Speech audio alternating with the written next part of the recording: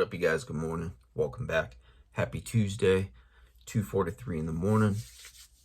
Let's get this day started.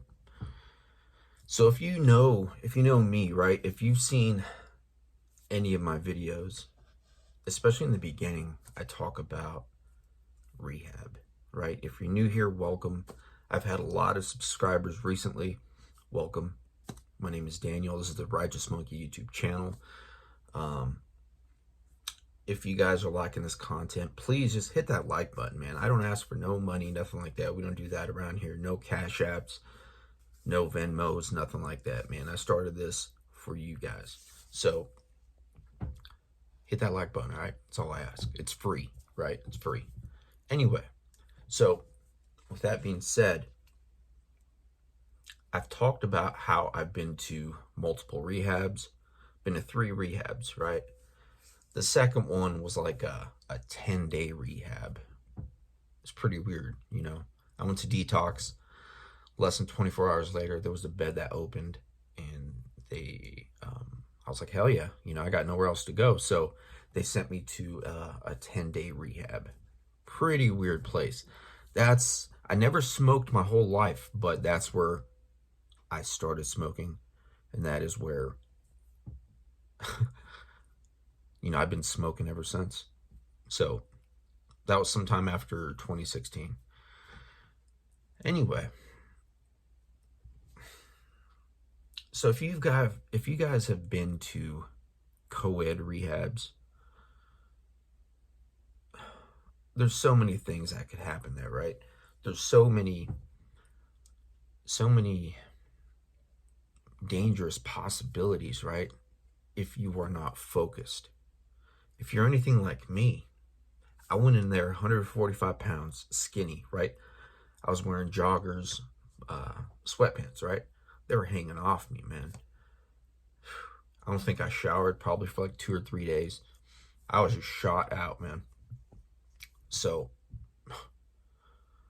my testosterone levels were low. Everything was low, man. I was running on E, running on empty, you know, emotionally, spiritually, physically. So with that being said, as time went on, started eating, started gaining my weight back, started showering, started caring more about my appearance, right?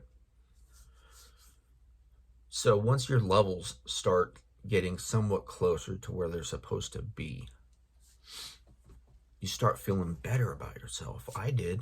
You know, I don't like using we statements, so I started feeling better about myself, right? My testosterone slowly started creeping back to normal. So if you mix that with girls, with women, and their levels are coming back, they're starting to care more about themselves, right? That's a dangerous situation, man. I never went to rehab in hopes to hooking up with women in there, right? That was never my intention. I went in there to the first 2 rehabs I went in, actually all the rehabs I went in there because I had nowhere to go. I was out of options.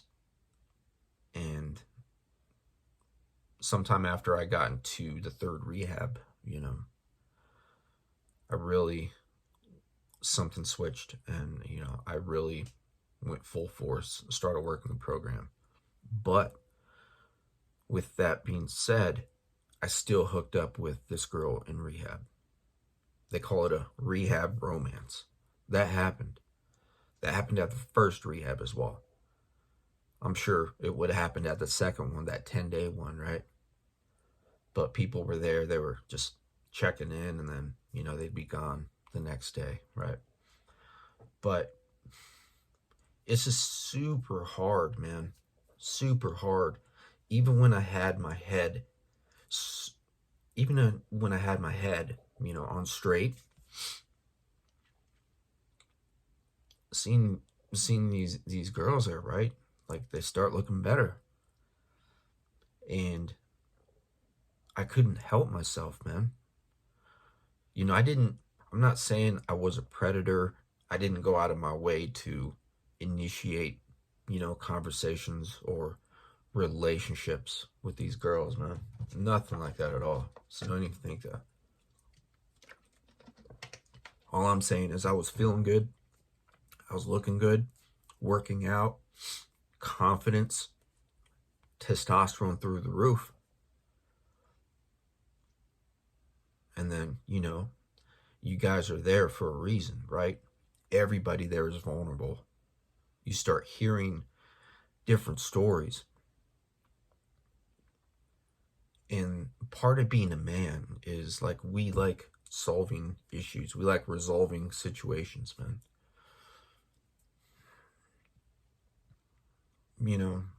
The phrase out there is kind of like a white knight. We like putting out fires. So with all of that mixed up, man, of course we kind of want to reach out, make ourselves available. And then, as you meet different people, things could escalate. Then that's where the flirting could take place, right? Flirting and then more, your mission, your main focus becomes slightly altered. And you are going to sleep with something to look forward to. What I mean is I was going to sleep. I was thinking about these conversations that I'd have, with different girls in there. And my main mission of getting better became altered. I've seen so many bad situations take place in co-ed rehabs. I'm not talking about hooking up. I'm talking about a man and a woman becoming one. And that is their main priority. Their sobriety, their recovery, their future is out the window already. You're trying to spend as much time as possible with the other person. Also, you're playing like a secretive approach. It's bad. So that in itself is kind of attractive as well, right? You don't want anyone to find out. It's like your own dirty little secret. So when you go into groups, when you go into meetings with each other, when you're going to the chow hall, like in rehab, you purposely not sit next to that person because staff will catch on. Other rehab clients will catch on, right? It's kind of like jail in there, man. People are jealous. People talk. People will rat on you. When you guys are, when certain people, are out of the way, they will go out of the way to talk to staff. Hey, do you see these two? Keep an eye out for these two. They're up to something. And that's okay, right? That is okay. It's not snitching in rehab. If you do that in rehab with good intentions, it's not snitching because that's a life and death situation. Say for example, something happens. When you're in rehab, you get to make phone calls to home or to whoever you want. Say for example, one of those phone calls turns out bad. They receive some bad news or something. And then that client on the phone can just hang up, tell the other person that they've been talking to, hey, I'm out of here, man. Something happened. I gotta bounce. The other man or woman, they don't want to lose that connection with that person. They could just want to smash. They might genuinely lust this person, right? They might like them. They don't want to lose that connection because that whole connection is really magnified. All of the feelings and emotions and thoughts, you haven't experienced that for a while. I haven't experienced that for a while. So it feels good. That connection feels good. The occasional hugs, the good morning hugs, the good night hugs, the sharing a cigarette with this person feels good, right? So these two people could leave the rehab on their way to wherever they're going. They could go pick up, and that could lead to them ODing, dying, committing crimes. So many bad things could happen, man.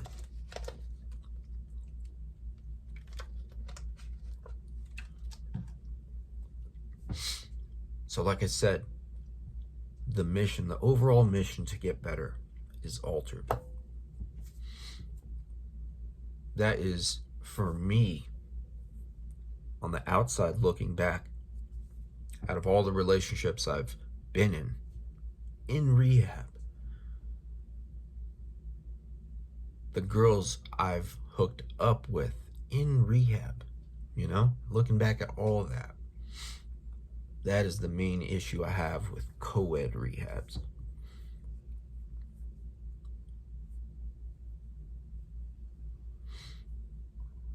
Like, it's crazy, man. If I had it my way, man, I would definitely make a men's rehab and a women's rehab. Because every guy in there, is always checking out women, right? These girls. Doesn't matter what condition they're in. Once they start feeling a little better, once these girls start looking a little better, your mission could become slightly altered, man. I might do another video speaking about what I think, the perfect rehab could look like.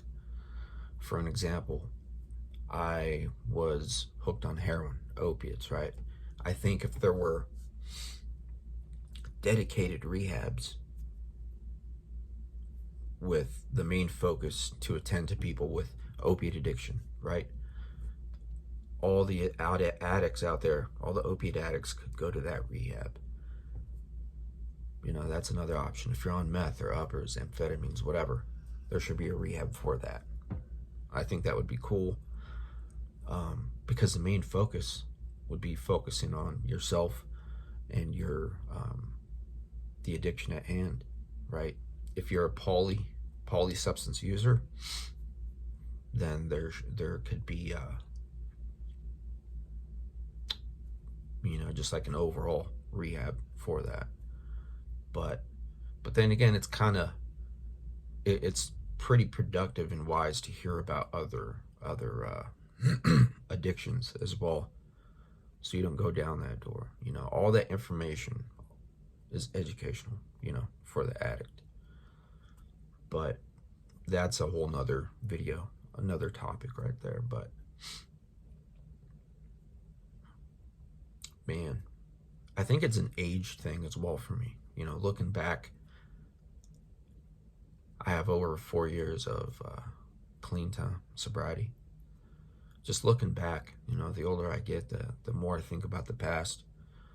And of course we can't go back, right? But just thinking about your actions, man, it's thinking about my actions. It's pretty crazy, man. I'm so surprised I made it this far. I'm 42 years old. So surprised I made it this far. But yeah, man, the co-ed rehab thing is it's an issue, man. It's an issue that causes so many problems, man. Staff is there to care for the clients, right? They're there to make sure they stay alive. They're there to make sure these clients don't mess around and leave, right? They're there to get through the shift as well. So all the added stress, they know what they're getting themselves into when they're working there, right? But all the added stress could be looked at as unnecessary for them, That takes sight off of their mission as well, because now they feel like they're having to babysit these adults that are running around flirting, trying to go into, hiding spots, just to mess around for a little bit, But there's multiple issues, It's dangerous, man. Can mess around, leave with somebody, and then you're picking up right where you left off, basically. It's dangerous. It's unnecessary. It is unnecessary, man. So I just wanted to, voice my opinion on that and see what you guys think about that, man.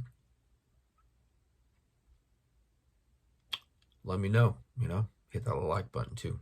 Thanks for listening.